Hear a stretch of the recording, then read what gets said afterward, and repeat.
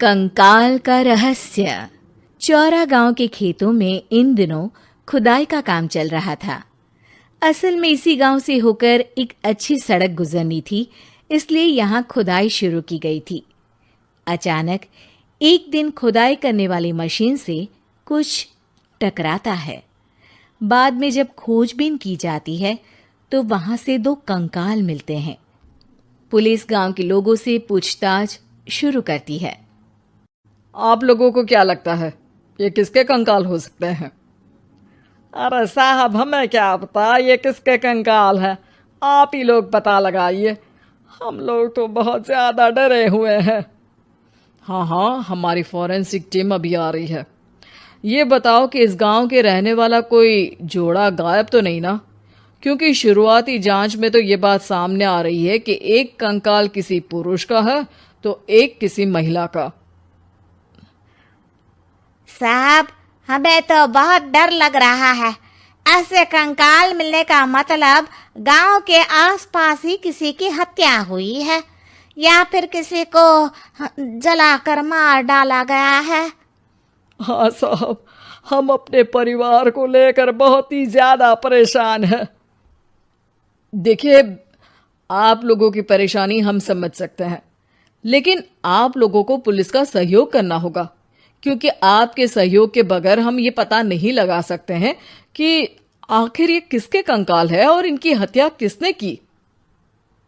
ठीक है साहब, गांव के लोग आपका पूरा सहयोग करेंगे। हाँ साहब, पूरा सहयोग करेंगे। तो फिर ठीक है, हम अपनी जांच शुरू कर देते हैं।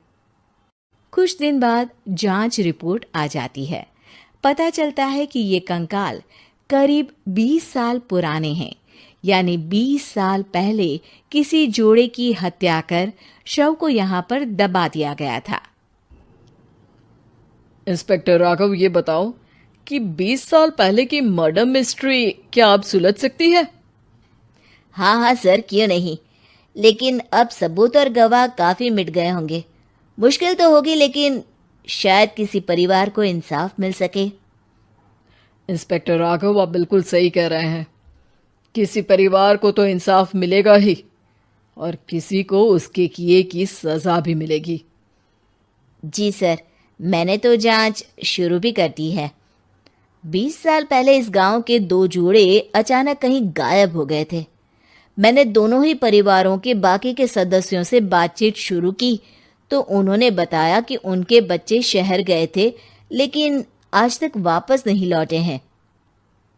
लेकिन ये दोनों शव किस परिवार के सदस्यों के हैं, ये कैसे पता चल सकेगा?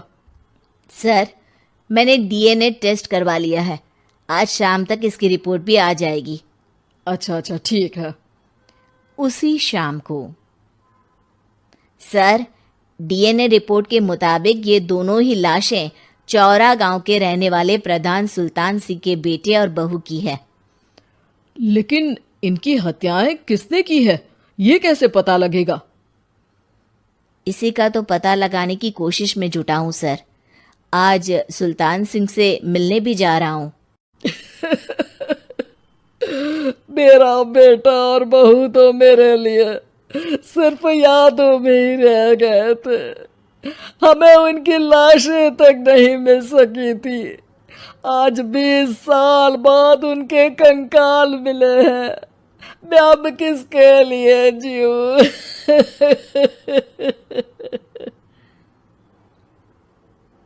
लेकिन सर, क्या आपकी किसी से कोई दुश्मनी थी? अपने बेटे बहू की हत्या के लिए आप किसे जिम्मेदार मान रहे हैं? अब मैं किसका नाम बोलूं? मेरी तो किसी से दुश्मनी नहीं थी, बस मेरे बेटे बहू को कोई वापस ला पाता।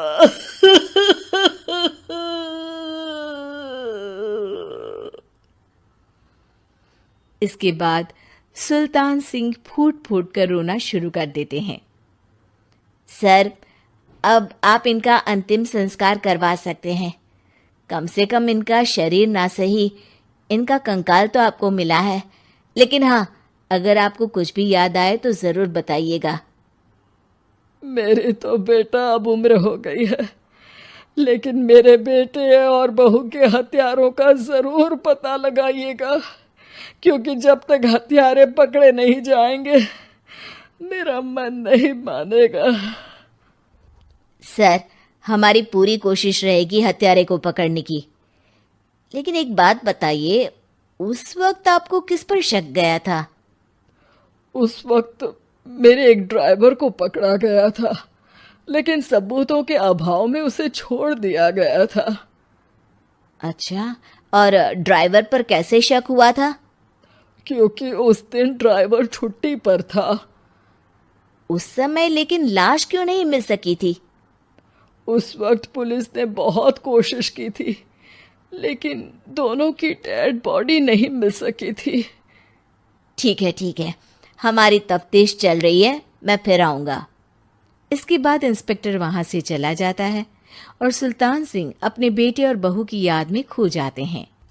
कुछ दिन बाद सुल्तान सर, एक बात बताइए, जब आपके बेटे बहू की हत्या हुई थी, उसी के आसपास आपके ही गांव का रहने वाला एक और जोड़ा उसी वक्त गायब हो गया था ना? हाँ सर, अलका और अभिषेक, वो भी मेरे बच्चों जैसे ही थे। तो फिर वो कहाँ है? उनका भी आज तक पता नहीं चल सका, लेकिन बताते हैं कि कुछ साल पहले अभिषेक को गांव के ही किसी आदमी ने मुंबई में देखा था, लेकिन फिर वो गायब हो गया। यानी अभिषेक और अलका की हत्या नहीं हुई थी, बल्कि उन्होंने किसी वजह से खुद ही गांव छोड़ दिया था। हाँ, हो सकता है, क्योंकि अभिषेक मेरे बेटे संतोष का अच्छा दोस्त था और उसका मेरे घर भी आना जाना लगा रहता था। हो सकता है कि उसने मेरे बेटे और बहू के बारे में सुन लिया हो और ये गांव छोड़ दिया हो सकता है। उनके परिवार का कोई अब नहीं रहता क्या इस गांव में? अब तो कोई नहीं रहता।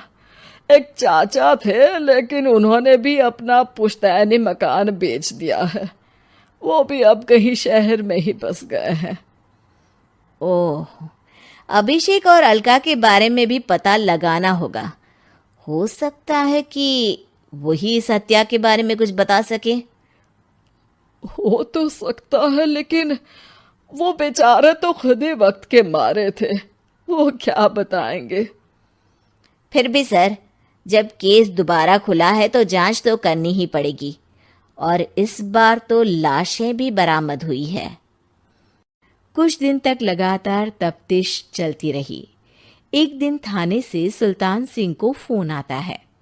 हाँ, कौन बोल रहा है? सर, मैं कांस्टेबल तुलाराम बोल रहा हूँ थाने से। आपको थाने आना पड़ेगा। थाने? लेकिन क्यों? सर, किसी की पहचान करवानी है। अच्छा ठीक है, मैं दोपहर तक पहुंचता हूँ। सुल्तान सिंह दोपहर में थाने पहुंचता है। कई पुलिस के अधिकारी वहां मौजूद रहते हैं। सर, आपके बेटे की हत्या का रहस्य आज शायद सुलझ जाए। अच्छा इंस्पेक्टर राघव, पर वो कैसे? सर, उस आदमी को देखिए, क्या वही अभिषेक है? सुल्तान सिंह की आंखों में हैरानी से आंसू आ जाते हैं। हाँ सर, यही अभिषेक है। ये आपको कहाँ से मिला? सिर्फ अभिषेक ही नहीं, बल्कि इसकी पत्नी अलका भी इसके साथ है। मैडम, जरा अभिषेक की पत्नी को लाइए। जैसे ही अलका को पेश किया जाता है, सुल्तान सिंह जमीन पर गिर जाते हैं। सुल्तान सर, क्या हुआ आपको? आप अलका को देखकर गिर क्यों गए? सुल्तान सिंह सर पकड़कर बैठ जाते हैं। ये अलका नहीं, बल्कि ये तो मेरी बहू रितु है। पूरा थाना एक दूसरे का मुंह देखने लगता है। क्या? इसके बाद हर किसी को दो कंकाल और हत्या का रहस्य समझ में आ गया। अभिषेक और रितु ने मिलकर संतोष और अलका की हत्या की थी और लाश को जमीन के नीचे दबा दिया था। आज 20 साल बाद इस हत्या का रहस्य खुल सका था। कि अवैध प्रेम संबंध में दो मासूमों की जान